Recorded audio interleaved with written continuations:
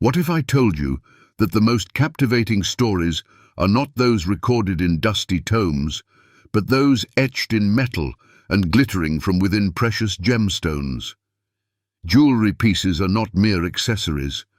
They are the silent witnesses of epochs, the keepers of secrets, and the chroniclers of family legacies. Today, we will open one such treasure box and immerse ourselves in the history of a magnificent turquoise parure, one that was hidden from public view for decades only to once again dazzle the world, worn by a member of one of Europe's most renowned aristocratic houses, the House of Saxe-Coburg-Gotha. This is a story of beauty that has withstood the test of time, of the connection between generations, and of how an American investment banker became the guardian of a royal relic.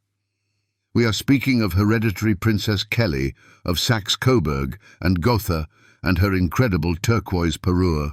When we look at photographs from modern royal events, our gaze is drawn to the sparkle of tiaras and the radiance of necklaces. At the 2010 wedding of Crown Princess Victoria of Sweden, among the hundreds of guests resplendent in their family jewels, there appeared a lady whose adornment caused a true sensation. That was hereditary Princess Kelly. She wore a tiara and necklace of turquoise and diamonds, a set that experts and enthusiasts of royal jewelry had not seen in public for over half a century. This was not merely a beautiful piece of jewelry, it was the reawakening of an entire chapter of history. Since then, Princess Kelly has chosen this parure on numerous occasions for the most formal events. At the wedding of the Prince of Prussia in 2011, Princess Madeleine of Sweden in 2013, the celebration of the 70th birthday of King Carl XVI Gustaf of Sweden in 2016, and more recently at the weddings of prominent German aristocrats in 2022 and 2023. Each of her appearances in these celestial blue stones is not just a fashion statement, but a tribute to the history of the family she married into. Princess Kelly herself is a remarkable individual. Born in the United States, she received a brilliant education and built a career in finance, seemingly a world away from European monarchies. But love, as ever, knows no borders, and her marriage to hereditary Prince Hubertus, a great-great-grandson of Queen Victoria, united modern America with an ancient European dynasty, and it was she who was given the honor of bringing this forgotten treasure back to life. Subscribe to our channel if you have not done so already. Many more fascinating videos await you, but for now, we shall continue.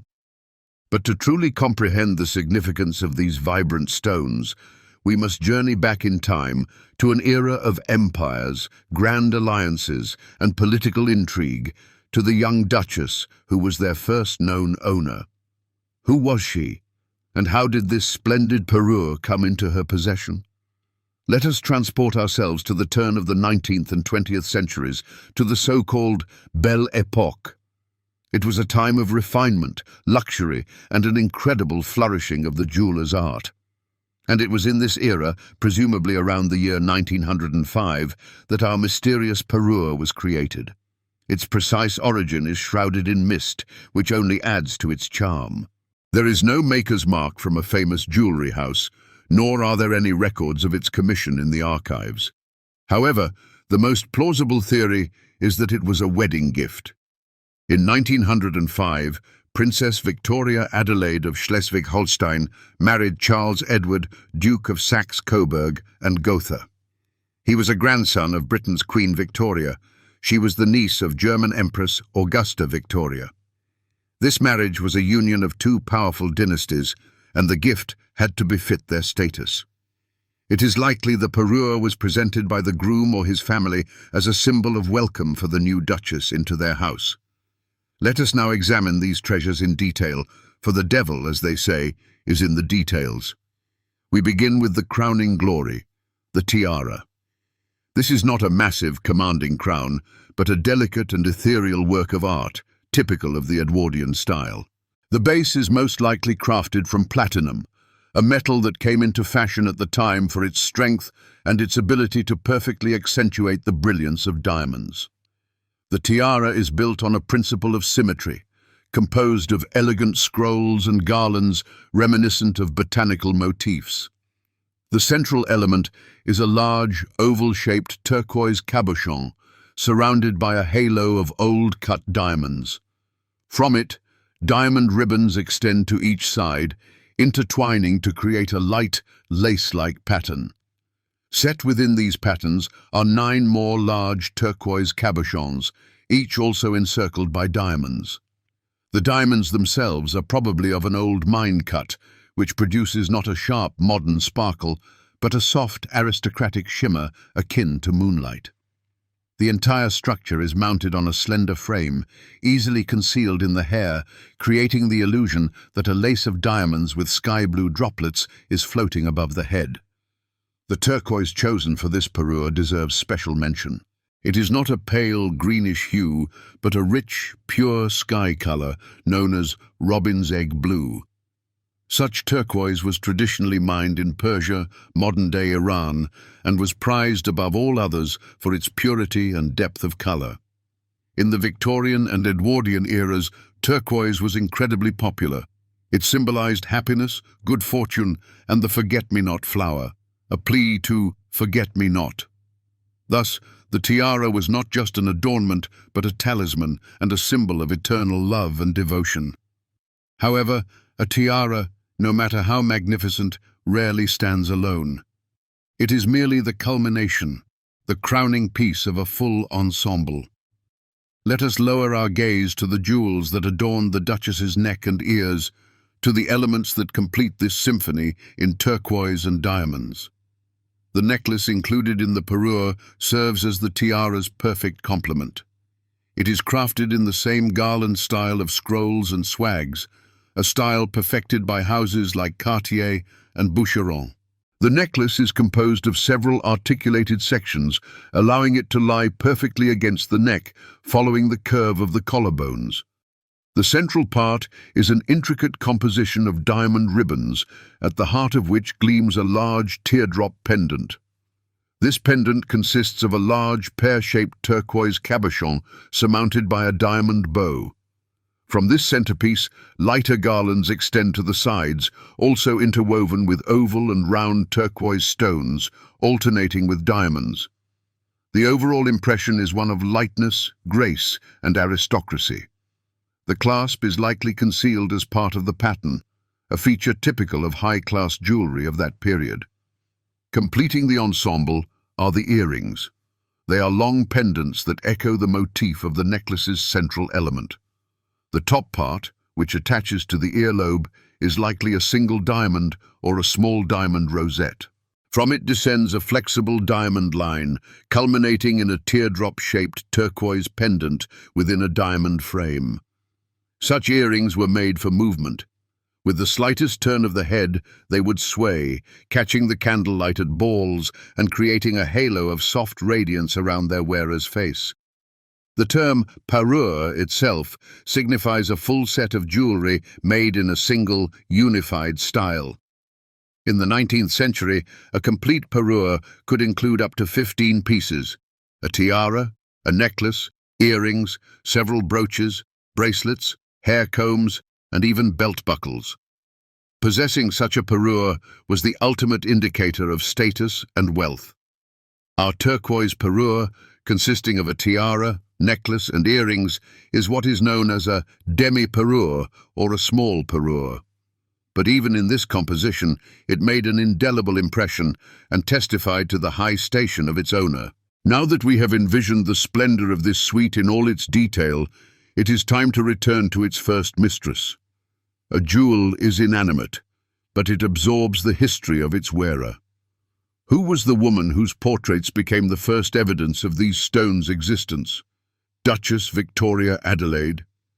Her life, like that of her husband, was filled with drama and contradictions.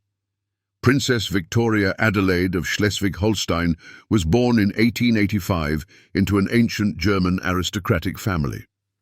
Her husband, Charles Edward, was a truly tragic figure. He was born a British prince, a grandson of Queen Victoria, and held the title Duke of Albany. However, Following the death of his uncle, the reigning Duke of Saxe-Coburg-Gotha, he was compelled, while still a teenager, to move to Germany to inherit the German throne. He found himself torn between his British homeland and his German duty. Victoria Adelaide, as his wife and reigning Duchess, bore her role with dignity. The first years of their reign were a time of prosperity. The Duchess shone at official receptions, and it was then that the famous portraits were taken, capturing her in the turquoise parure. These jewels were a symbol of her status, her youth, and the cloudless future of her family. In 1932, she wore the parure again for one of the most important events of her life, the wedding ball of her daughter, Princess Sibylla, who was marrying the heir to the Swedish throne, Prince Gustav Adolf. Thus, the turquoise became a witness to the bond between two royal houses. But then came the First World War. Charles Edward, as a German duke, was forced to fight against his native Britain. In 1917, he was stripped of all his British titles, and in 1918, after Germany's defeat in the war, the monarchy was overthrown, and he lost his German throne as well. The family was deprived of power and status, but retained their castles and personal property, including the jewels. The family's subsequent history was even darker. In the 1930s, Charles Edward, attempting to find new meaning and restore his former glory, became involved with the Nazi Party. This step cast a shadow over the entire family and had catastrophic consequences after the Second World War. The family faced financial ruin, their property was partially confiscated, and their name was disgraced. In these difficult years, they were forced to sell some of their legendary jewels to survive.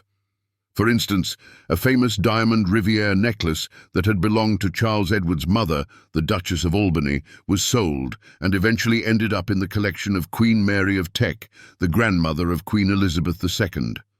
Many feared that the turquoise parure, too, had left the family forever. But it had not. It was hidden away. It was placed in a vault, where it lay, like a sleeping beauty, for more than half a century. The parure survived war, the fall of an empire, and financial collapse, disappearing into the family vaults. It became a silent witness to history, a ghost of a bygone era.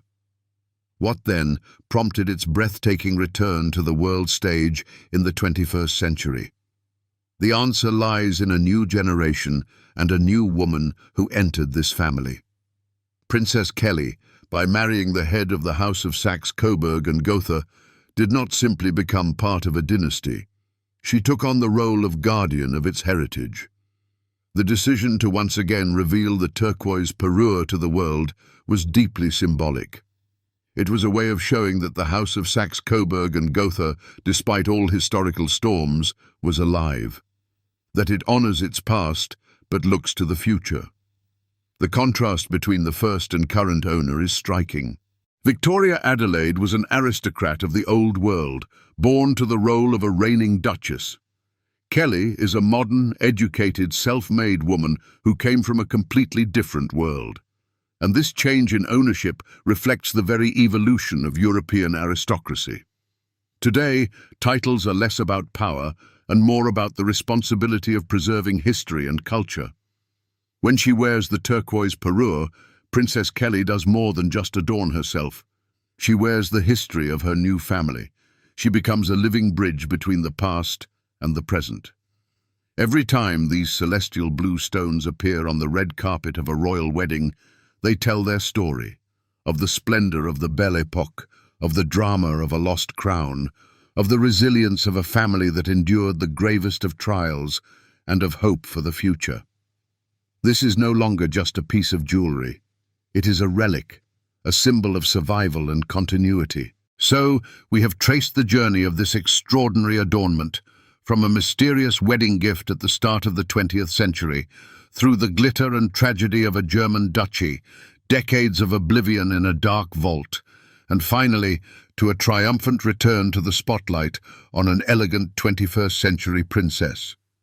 This parure is a perfect example of how jewels are not cold stones, but vessels filled with human stories, emotions, and destinies.